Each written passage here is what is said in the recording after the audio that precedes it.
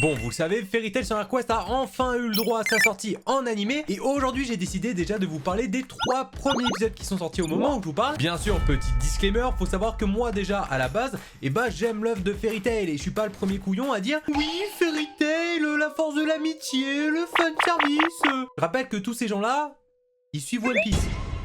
Bien sûr, je rappelle que c'est mon avis, donc il y a des personnes peut-être qui vont adorer cette sortie animée, détester peut-être au contraire. En tout cas, vous, n'hésitez pas à me dire ce que vous avez pensé des 3 premiers épisodes, parce que si on a tous les mêmes avis, eh ben on se fera chier.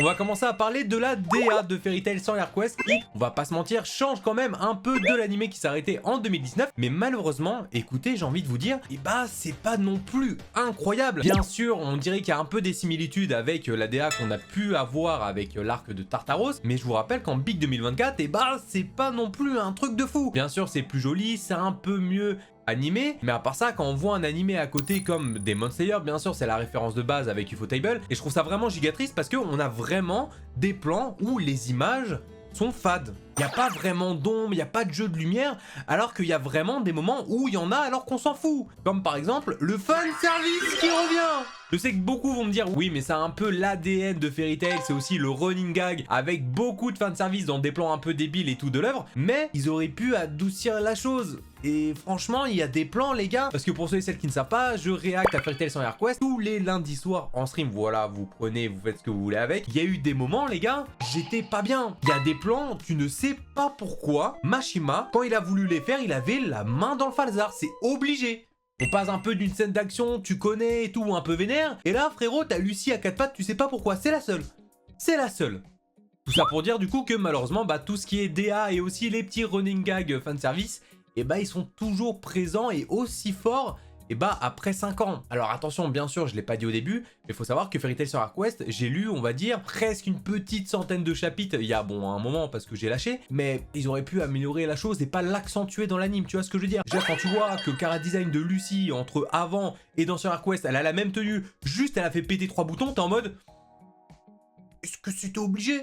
Bien sûr, je vais parler de quelques points positifs parce que je suis pas du tout là pour descendre l'animé. Mais ce qui est vraiment cool, en tout cas là, dans les débuts, c'est qu'on a l'apparition de quelques nouveaux personnages. Déjà, dès le début, au premier épisode, on voit des personnages qui font, leur entrée dans Fairy Tail, même si il n'y a pas grand monde qui reste. Et on a aussi l'apparition d'un nouveau personnage qui va s'appeler Touka, qui est assez intrigante et on sent très bien qu'il va y avoir une histoire autour d'elle. Donc, nouvelle intrigue, ça c'est oui, parce qu'on avait un peu peur, je vous avoue, pour ceux et celles qui sont anime only, ils étaient en train de se dire, frérot, après Zelef, Acnologia, je vois pas ce qu'ils peuvent faire. Bien sûr, la quête de 100 ans, on a le droit du coup, à des nouveaux personnages. On a le droit à Elef Seria qui va tout simplement donner la quête de 100 ans à Natsu et aux autres, et on va découvrir que cette quête là, ça va un peu transformer Natsu et les autres en chasseurs de primes. On a du coup une nouvelle intrigue qui va être tout simplement de tuer des dragons divins, et là encore une fois on va avoir le droit à des nouveaux personnages comme par exemple Mercphobia qui est le dragon divin de l'eau. Donc là ce qui est vraiment cool, c'est qu'on a de la nouveauté, on sent qu'on a de la fraîcheur. Il n'y a pas que ça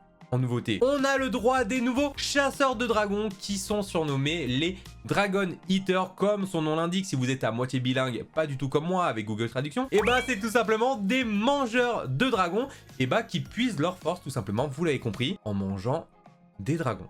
Je dirais que vraiment le point fort de cette saison, c'est vraiment la nouveauté. On avait vraiment très peur tout simplement de faire un pas en arrière, mais avec plein de nouveaux personnages, on va dire aussi avec une nouvelle intrigue, des nouveaux personnages, plein de choses qui vont tourner autour. Je trouve que ça donne vraiment un vent de fraîcheur à l'œuvre de Fairy Tail. Même au niveau des ou de l'antagoniste, il y a des nouvelles choses. Et oui, bien sûr, après Zelef et Acnologia, on n'a pas des personnages aussi charismatiques pour le moment. Déjà, on ne sait pas réellement si les antagonistes vont être un groupe comme par exemple le dernier arc de Arbalèze dans Fairy Tail, ou peut-être un seul antagoniste comme Zelef, tu vois, on ne sait pas encore. En tout cas, je parle bien pour les animes only, je le rappelle. Bien sûr, qui dit nouvelle saison, dit aussi, on peut envisager des nouveaux power-up. Pourquoi s'arrêter à ce qu'on connaît de Fairy Tail, alors que maintenant c'est Fairy Tail sans HeroQuest? Moi, je vois vraiment une extension de l'œuvre, comme par exemple Naruto et Naruto Shippuden, donc pourquoi pas avoir plusieurs power-up, des transfos, des révélations. Pour moi, c'est totalement jouable.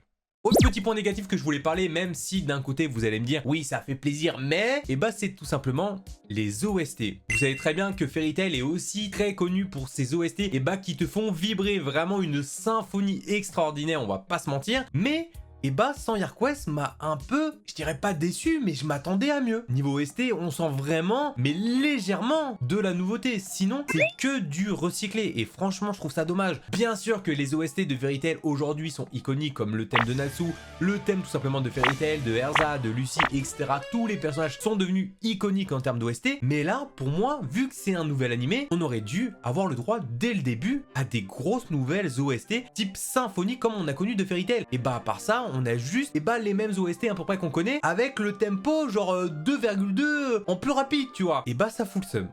Pour moi, ils auraient pu faire totalement mieux en sachant réellement, je le répète, Fairy Tail est aussi très connu pour les OST qui te met vraiment une chiquette par exemple dans les moments d'action, frérot. Et même sans. Bon, on va parler un peu de l'animation, et bah écoutez, comme j'ai pu le dire un peu au début, et bah elle est pas si folle que ça. Bien sûr, ça reste un animé assez propre en globalité, mais je rappelle, quand tu vois les animés qui sortent à côté, et bah je trouve ça assez triste, surtout que Fairy Tail c'est quand même une giga grosse licence. Quand tu vois des animations, par exemple, comme dans, je le répète, Demon Slayer, ou encore on a eu le droit à du solo leveling avec des phases de combat vraiment qui pouvaient te faire frissonner, Fairy Tail en 2024, pour l'instant, avec le peu qu'on a vu, avec quelques petites scènes d'action, et ben on a l'impression de regarder Fairy Tail en 2019. Alors bien sûr, on n'est pas dépaysé, hein, ça c'est sûr, mais pour moi ils auraient pu faire largement mieux. Quand tu vois même aujourd'hui ce qu'on peut faire dans One Piece, ou qu'on a pu avoir le droit aussi dans Mob Psycho 100 qui est sorti il y a quelques temps, pourquoi ne pas avoir le droit à ça dans Fairy Tail en 2024 ? Réellement, je trouve ça dommage, n'hésitez pas à me dire ce que vous pensez. Peut-être que c'est moi, je deviens aigri avec l'œuvre, mais on aurait pu avoir mieux en termes d'animation. Après, l'animation des boobs quand Lucy elle court, ah ça frérot!